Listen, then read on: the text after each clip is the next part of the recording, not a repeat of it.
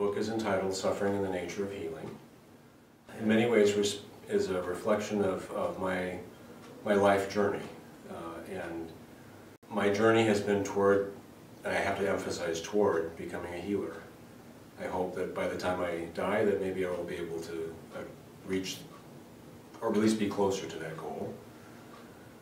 And a major stepping point for me, or a transition point for me that led to the book, was the spiritual journey that my wife Jane and I took toward Orthodox Christianity. We were inquirers for a long time, and then were chrismated at Pentecost in 1995.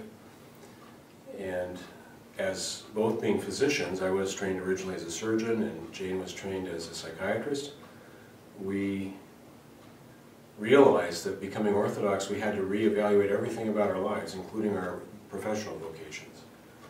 And Jane had already been caring for many terminally ill patients at our hospital who had HIV/AIDS at a time when it was truly a death sentence in the early 1990s. And I became fascinated by some of her stories of people who were young and had been pretty reckless in their early life, growing up very rapidly and maturing, and when they had to face their mortality. And of course the theological understanding that the Eastern Church has about death and its centrality in our salvation, and in the emphasis in the Eastern Church on healing, that Christ is the ultimate healer, the lover of mankind. This drove me toward exploring more in this context.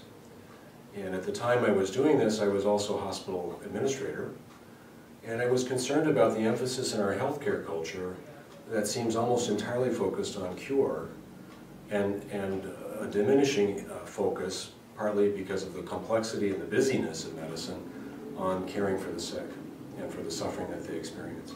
And in fact, in my own practice as a surgeon, I had felt at times that I had perhaps helped the person who was ill in one way or another, but I also added to their suffering. And I didn't really understand how to address that suffering. And so as I began to explore the theological underpinnings of the Church's view about suffering, and that the potential, because of the Incarnation, suffering can be transformed into a means of healing, I wanted to see if there was some way to connect that to what I did in my work.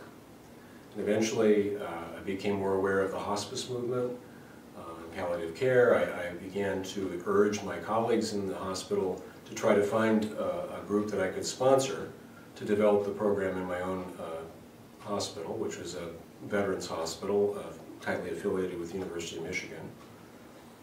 And I discovered that as I tried to cajole others into being interested, I realized it was something I really was called to do.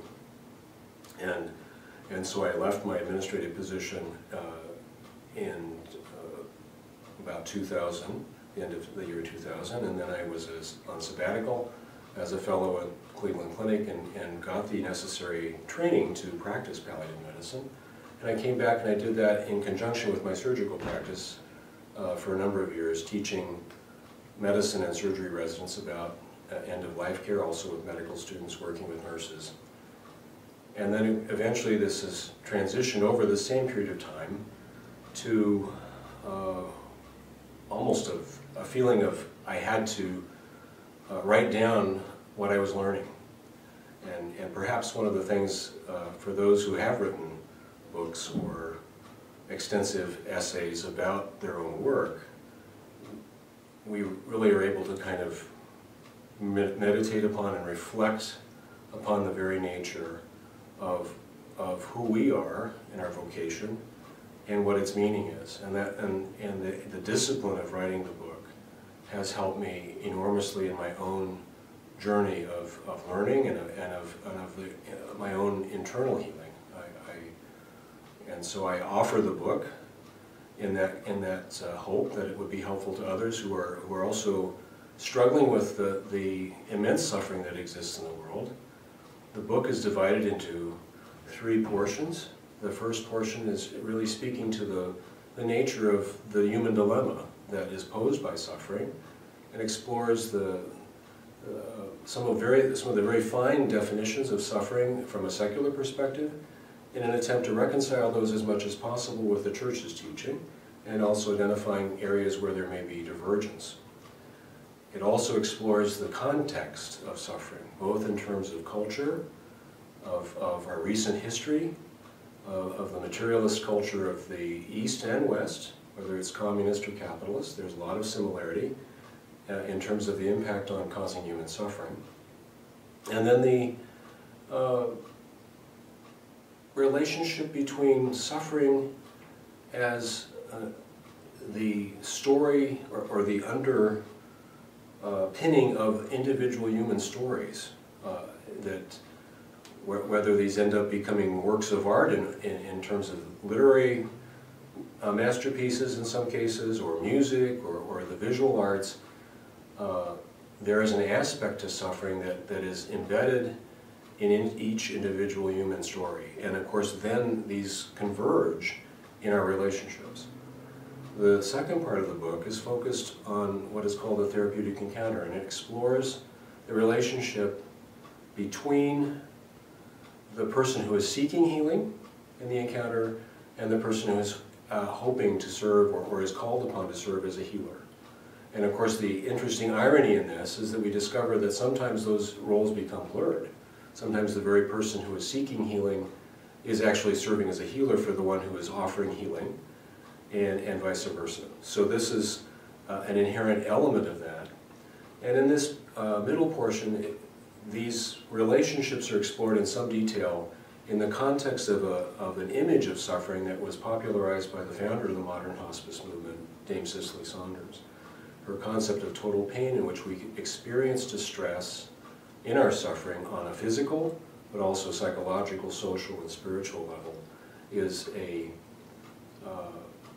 very useful way of approaching this, and splitting apart those categories, but then realizing that from an incarnational theological standpoint, since the incarnation, the spiritual has infused all these other elements. And so we tease them apart to understand it better, but then we need to reintegrate it in understanding the individual suffering people experience. The final part of the book is specifically looking at the question of healing in relation to cure. And is it possible? It tries to address, or attempts to address from a Christian perspective, the question of, is it possible to be healed even though we die? And I think the Orthodox answer to that, of course, is that our healing occurs in that very process of dying. And it's because, again, of the incarnation of Christ, in that, what is not assumed is not saved, and he assumed even our suffering and our death. The first part of that last section of the book is devoted to kind of an exploration of what is the best in the secular understanding of suffering, and how spiritual care can be given on a universal level. So there's a common ground where we can have a discussion and a discourse across faiths, and even within the secular larger culture, as a starting point. And then the rest of that section is focused on exploring the relationship of suffering to death in the Orthodox tradition, how the sacraments of the Church are related to this process, and the very last section of reflection is on a number of potentially essential elements to healing that are part of Orthodox tradition. And the hope is that the book will be useful for clergy, for lay people who are interested in understanding these large existential issues that we face on a daily basis, for anyone who's struggling with the issue of suffering in the world or seeking healing, and at the same time it may also be useful for health professionals who are trying to understand better how to serve the needs of their sick and suffering and dying patients from a Christian background.